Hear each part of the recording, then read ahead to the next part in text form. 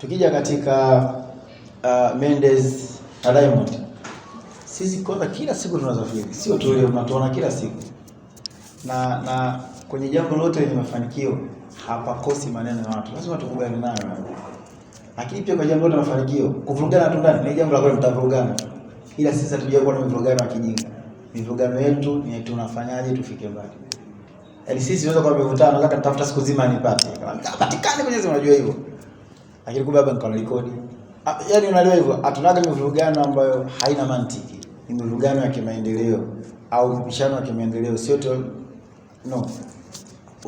Unaona sisi kwa mfano vyombo vyetu ni vyombo, yani vyombo familia, vyombo rafiki.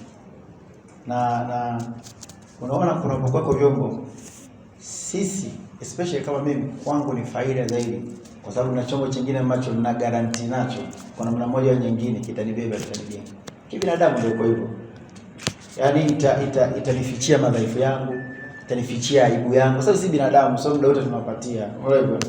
Kwa mnapoongeza vyombo, maana yake mnaongeza nguvu, mnaongeza mafanikio. Kwa sasa nyinyi nategemea wenyewe kwa akili zenu, mnalipokeleaje hilo? Mnalipokea positive, mnalipokea negative. Sasa tuna malinki, tuna makapitali. Yaani ukifika pale, washaona mimi kiingia linki pale kama nina Isa. Wanajua pale nikiingia. Yaani cha nyumbani. Nikiingia kapitali, cha nyumbani ndio pale kwa meneja yake hapa. Sio mimi kwa makini. Ikifika pale, yani the way wanavyonipokea, the way unaelewa hivyo. Tunataka mafanikio, tunataka kubadilisha mitazamo ya watu waelewe kwamba mafanikio yanajengwa kwa nia chanya za watu wa pamoja.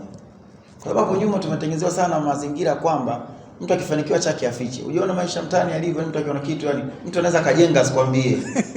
Haya mambo ya kizamani. Ndugu yangu, kama wajenga niambie, kama na simenti nikuchangie, au kama na ushauri nije kwako nipate. Kwa sisi tumeamua kwenda dunia sasa inavyoenda, na Mwenyezi Mungu anatubariki, tunafanikiwa vizuri sana.